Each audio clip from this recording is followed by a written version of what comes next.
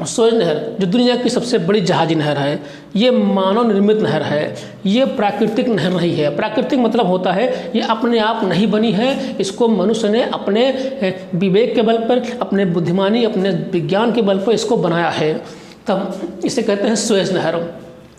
Suez नहर इसका नाम क्यों पड़ा? क्योंकि 1859 में एक फ्रांस के इंजीनियर थे, उनका नाम था फर्डिनेंड डी लेसेप्स। उसका नाम था फर्डिनेंड डी लेसेप्स। 1859 में फर्डिनेंड डी लेसेप्स ने एक कंपनी की स्थापना की, सुएज कंपनी की स्थापना की, सुएज नहर, क्योंकि इसको बनाने का ठेका या बनाने का काम उसी के देख रेख में हो रहा था। तब इसने एक सुएज कंपनी की स्थापना की, सुएज नहर कंपनी की। ठीक है, सुएज का नाम सुएज नहर है। तो फ्रांस का इंजीनियर था और इसको बनाने में 10 साल लगे हैं, 10 साल लग गए इसको बनाने में। अब ये इसको बनाना बहुत ही कठिन काम था, क्योंकि इतना लंबा काम तब के ज़माने में 1859 में इतना विज्ञान आगे नहीं था, तब बहुत मुश्किल था। आज के ज़माने में हो सकता आसान हो, लेकिन तब के ज़माने में बहुत ही मुश्किल था। तब आपका ये कितना ये तमाम तरह की मशीनें नहीं थी खोदने वाली, तब वही समझ लीजिए जो अपना फड़वा कुदाल खोदते हैं, जो इस तरह से आज पहले खोदते थे, वही सब चल रहा था। और बाकी थोड़ा बहुत डेवलप था। लेकिन 1859 जब हमारे देश में क्रांति शुरू हुई 1857 में, उसके 2 साल बाद ही, तब इतना डेवलप नहीं था। पूरी दुनिया की बात कर रहा हूँ, सोचो कैसे बनाया होगा। बहुत ही महत्वपूर्ण काम था, बहुत मेहनत किया होता। इस दो लाल ये जो नहर है, ये लाल सागर को भूमध्य सागर से जोड़ती है। बहुत महत्वपूर्ण क्वेश्चन है, अक्सर परीक्षा में पूछा जाता है कि सुएज नहर किन 2 महासागरों को जोड़ता है? तो ये लाल सागर और ये भूमध्य सागर, भूमध्य सागर, ये लाल सागर और भूमध्य सागर, रेड सी और मेडिटेरियन सी को आपस में जोड़ता है। तो अक्सर प्रश्न पूछे जाते हैं भूमध्य सागर या सुएज नहर किन 2 महासागरों को जोड़ता है? तो लाल सागर और भूमध्य सागर को जोड़ता है। इतना देखिएगा, लाल सागर और भूमध्य सागर को। अगर पूछा जाए कि ये किन 2 पत्तनों को जोड़ता है, तो ये लाल सागर है और ये भूमध्य सागर है। तो भूमध्य सागर के तट पर भूमध्य सागर है, भूमध्य सागर के तट पे ये यहाँ पर पोर्ट सईद बंदरगाह है, ये सब मिस्र में ही हैं। और अगर हम लाल सागर से जाएंगे तो पहले मुझको आपको मिलेगा पोर्ट सुएज मिलेगा। अगर लाल सागर से होते हुए जाएंगे तो ये पोर्ट सुएज मिलेगा और ये ऊपर पोर्ट सईद मिलेगा। मतलब लाल सागर से होते हुए गए तो पहले सुएज और उत्तरी छोर पर मिलेगा पोर्ट सईद मिलेगा। अगर हम यूरोप से आते हैं, भूमध्य सागर से आते आएंगे तो पहले पोर्ट सईद मिलेगा, उसके बाद फिर पोर्ट सुएज मिलेगा। तो इस तरह ये 2 बंदरगाहों को जोड़ता है, पोर्ट सुएज और पोर्ट सईद को जोड़ता है। यहाँ आप देख सकते हैं ये पोर्ट सईद और ये पोर्ट सुएज दोनों मिस्र में मौजूद हैं। देखा जाए तो सुएज नहर तो बनी पहले ही, लेकिन 1956 से इस पर मिस्र का अधिकार है। 1956 से इस पर मिस्र का अधिकार है। इसके पहले किसके अधिकार में था? इसके पहले ये फ्रांस और इंग्लैंड के, ब्रिटेन के अधिकार में था, लेकिन 1956 से ये मिस्र के अधिकार में आ गया। अब इसको बनाने में, अब ये तो बना था नहीं, तो इसको बनाने में थोड़ा तकलीफ आई, थोड़ा बनाने का विचार आया। तो बीच बीच में झीलें थीं, ज़मीन भी थी, ठीक है। तो यहाँ पर यहाँ से यहाँ तक आपका सुएज से पोर्ट सईद तक, पोर्ट सुएज से पोर्ट सईद तक, ये आपका जहाँ पर लाल सागर ख़त्म होता है और यहाँ पर भूमध्य सागर शुरू होता है, यहाँ के बीच में 3 झीलें थीं। देखिए झीलें थीं तो विचार आया कि इन झीलों को आपस में मिला दिया जाए तो एक, समझ लीजिए कि एक नहर बन जाएगी। जैसे ये झील है, इधर झील है, इधर झील है, ये पानी है, ये पानी है, ठीक है। तो अगर झील ना होती तो पूरा काटना पड़ता, शायद विचार ना आता, लेकिन झील है तो तीनों झीलों को आपस में से मिला दिया गया, तब जाके ये पूरा नहर बन गई। तो 3 झीलें थीं जो कि बहुत फेमस हैं। इनका नाम भी कभी कभी पूछा जाता है परीक्षाओं में, पीसीएस में पूछा गया है कि इन 3 झीलों का नाम क्या है। तो नाम ये है भैया कि पहली जो यहाँ पर है मेंजाला झील। जब भूमध्य सागर से आएंगे तो पहली पड़ेगी मेंजाला झील पड़ेगी, मेंजाला। उसके बाद बीच में पड़ेगी आपका तिम्सा झील पड़ेगी, तिम्सा। उसके बाद नीचे आएंगे इस सुएज के पास तो बृहद बिटर झील पड़ेगी। दो हैं, लिटिल बिटर और ग्रेट बिटर हैं, कुल मिलाकर बिटर झील पड़ेगी। तो लाल सागर से जाएंगे तो पहले बिटर झील, फिर तिम्सा, फिर मेंजाला। अगर भूमध्य सागर से आएंगे तो पहले पड़ेगी मेंजाला, फिर तिम्सा, फिर बिटर झील, ये लिखा हुआ है आपका। ठीक, अब ये इतना महत्वपूर्ण है कि विश्व के लगभग अधिकतर व्यापार इसी से होते हैं। पहले क्या होता था, पहले मान लीजिए लंदन से हमको मुंबई आना होता है तो लंदन से मुंबई तो घूम के पूरा अफ्रीका का चक्कर लगा जाएंगे। उसका फिर अगर मान लीजिए हमको जाना है जापान जाना है तो पूरा चक्कर लगाएंगे। मतलब कहीं भी जाना होगा अगर यूरोप से एशिया के छोर तक तो हमको ये अफ्रीका का चक्कर लगा के जाना ही पड़ेगा, जो लगभग 7-8 हज़ार किलोमीटर के आसपास पड़ता है। इसके बन जाने से क्या हुआ, जैसे मान लीजिए हमें मुंबई से लंदन जाना है तो ऐसे ही हम लंदन से ये आकर यहाँ भूमध्य सागर होते हुए, सुएज नहर होते हुए जाकर ऐसे मुंबई पहुँच जाएंगे। इस तरह से ये बीच से आएंगे, लगभग 7,000 किलोमीटर का दूरी बच जाएगा। देखिए इसके बन जाने से हमारा कितना दूरी बच गया। ठीक है, ये देखिए ये मुंबई से लंदन 7500 किलोमीटर की दूरी बच गई इसके बन जाने से। इतना चक्कर काटना नहीं पड़ता है, ऐसे हम निकल जाते हैं, कोई भी निकल जाता है ऐसे। ठीक है, ऑस्ट्रेलिया जाना हुआ तो ऑस्ट्रेलिया को ऐसे निकल जाता है ऐसे, किसी को भी जाना होगा घर तो ऐसे ही निकल जाते हैं। अब देखो ये इतना चक्कर लगाना हो और इतना चक्कर लगाना हो, ठीक, तो कहाँ जाएगा, लोग शॉर्टकट ही मारेंगे ना। तो इससे क्या होगा कि बहुत तेल बच जाएगा और समय बच जाएगा, सब कुछ बच जाएगा। और नहीं तो अपना धीरे धीरे जा रहे हो, अपना पता ना टमाटर ले गए हो और टमाटर रास्ते में सड़ जाता है। ठीक है, तो उससे मतलब क्या होगा, कच्चा सामान अगर लादे हो, कुछ भी लादे हो, वो सड़ाता है। आजकल समय की वैल्यू है, लेकिन यहाँ पर समय और पैसा दोनों बच रहा है, नहीं इतना तेल लग जाता कि हाँ।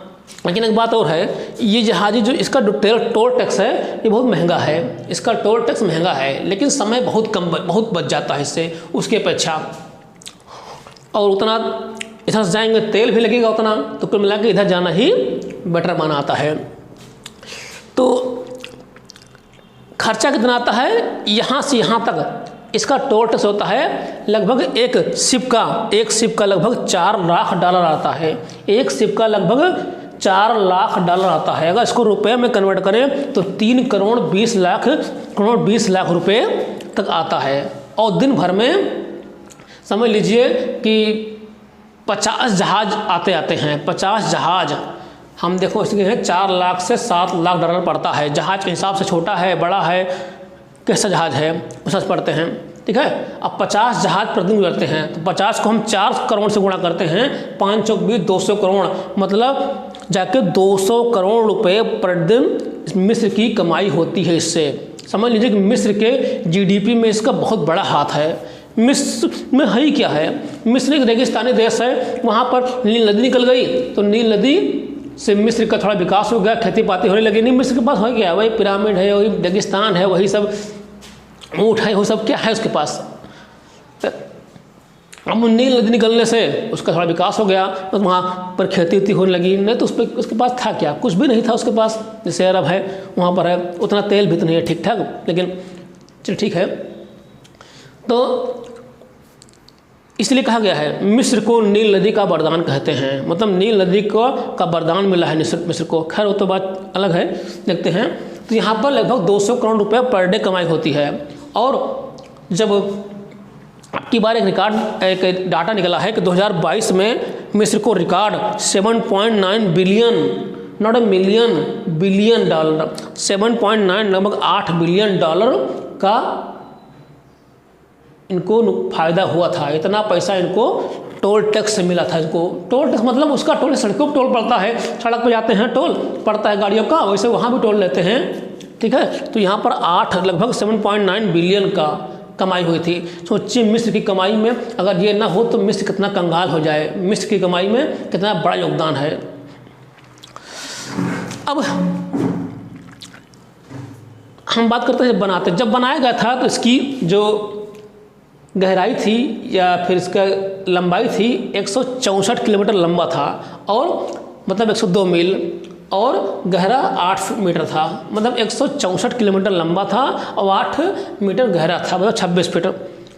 लेकिन अब जैसे से मान लीजिए बन गया, जैसे से अपना काम लग रहा है उससे विस्तार हो रहा है, तो अब 193 मिलीमीटर लंबा हो गया और 24 मीटर गहरा हो गया। 24 मीटर गहरा, मतलब पहले 8 था तो 8 15 8 लगभग 16 मीटर और गहरा हुआ है।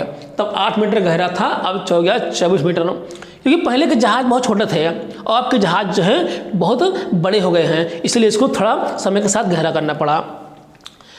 193 किलोमीटर लंबा है अब, और पहले 164 किलोमीटर था। अब देखिए इतनी व्यस्त है, लेकिन इसका रास्ता बहुत कम है। ठीक है, अगर हम चौड़ाई की बात की जाए तो लगभग 205 मीटर है, 205 मीटर। और देखते हैं आजकल टेक्नोलॉजी इतनी बड़ी है कि लोग बड़े बड़े जहाज़, बहुत बड़े बड़े जहाज़ आने लगे हैं, इसमें लाखों कंटेनर आने लगे हैं, हज़ारों कंटेनर। अभी जल्दी में है 21 मार्च, शायद 21 मार्च 2022 को ऐसे कुछ हुआ था, 21 मार्च 2022 को इसे हम बता रहे हैं आपको।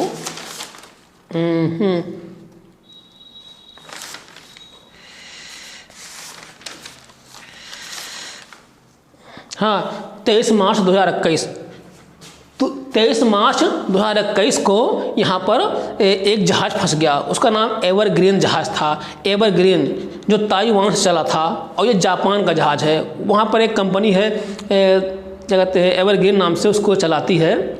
ठीक है, तो वो जा रहा था तो उस समय लेकिन हवा बहुत तेज़ चल रही थी, लगभग 50-60 किलोमीटर की स्पीड से चल रही थी। तब क्या हुआ, वो जहाज़ था ना, वो जहाज़ एकदम सीधा हो गया। जैसे कभी देखो रोड होती है ना, रोड पर ऐसे जा रही गाड़ी तो ऐसे पट ऐसे एकदम से खड़ा एकदम से बिगड़ गया। अब जब बिगड़ जाता है तो लोग तमाम गाड़ी खड़ी हो जाती है। अब क्या हो गया, यहाँ पर समुद्र है, अब बड़ी जहाज़ है, तो क्या हो गया, इसे पट ऐसे इस तरह से अपना घूम गया, मतलब हवा से घूम गया। अब इतना जाम लग गया, लगभग 200-300 जहाज़ लगभग ये पीछे जाम लग गया था, हट गए थे, हफ्तों लगे इसको निकालने थे।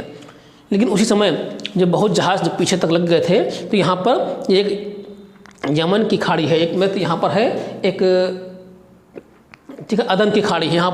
यहाँ पर एक अदन की खाड़ी है, तो यहाँ पर कुछ लुटेरे लोग भी रहते हैं, समुद्री लुटेरे रहते हैं।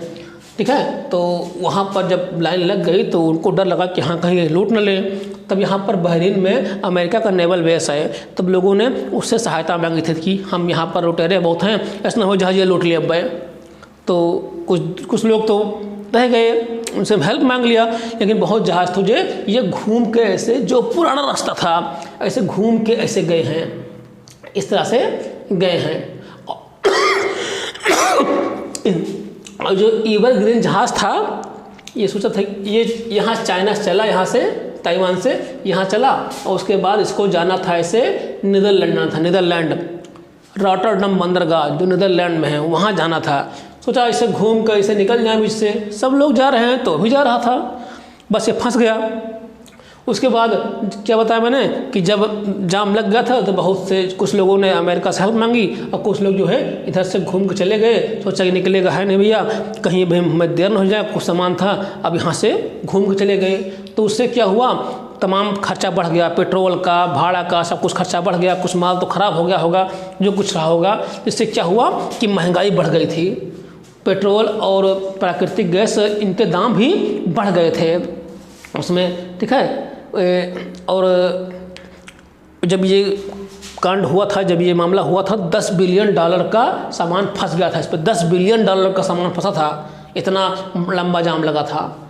तब इस तरह से तो 1-2 हफ्ते में वो उसको जहाज़ को हटाया गया। तो समझ लीजिए, कहने का मतलब ये है कि इसकी इतनी उपयोगिता है कि अगर ये 2-4 दिन के लिए बंद हो जाए तो हाहाकार मच जाता है। पूरा एकदम से समझ लीजिए कि मिडिल ईस्ट से यहाँ पर यूरोप वगैरह में प्राकृतिक गैस और तेल नहीं जा पाते हैं, तो इससे क्या होता है कि तेल के दाम और गैस के दाम और पेट्रोल दाम बहुत ही बढ़ जाते हैं। इससे यूरोप में हाहाकार मच जाता है। तब देखिए ये कितना ही महत्वपूर्ण है सुएज़ नहर। तब अब नक्शे में देख सकते हैं, यहाँ पर मैप है, ये अफ्रीका महाद्वीप है, ये भूमध्य सागर है और ये सब ये यूरोप है, ठीक है। तो ये भारत है, तो आप देख सकते हैं कि और ये अपना का हिंद महासागर है, ये अरब सागर, बंगाल खाड़ी, और देखिए ये अरब सागर से होते हुए ठीक है ये लाल सागर और भूमध्य सागर को जोड़ता है। तो इस तरह से देखते हैं कि ये सुएज़ नहर दुनिया के लिए, हमारे लिए बहुत ही इम्पोर्टेंट है। लेकिन एक बात और है, अब जल्द ही इसका एक ऑप्शन बनने वाला है, एक ऑप्शन जल्द ही इजराइल, एक यहाँ पर इजराइल है, ठीक है, यहाँ पर इजराइल है, ठीक है, यहाँ अफ्रीका का सिनाई द्वीप है यहाँ पर, ठीक है, मैं बना दूंगा वीडियो बाद में कभी। यहाँ पर इजराइल एक रास्ता ऐसे खोलना चाहता है, इस तरह से एक रास्ता इस तरह से बनाने का विचार कर रहा है सुएज़ नहर के पैरेलल, समांतर में। धन्यवाद।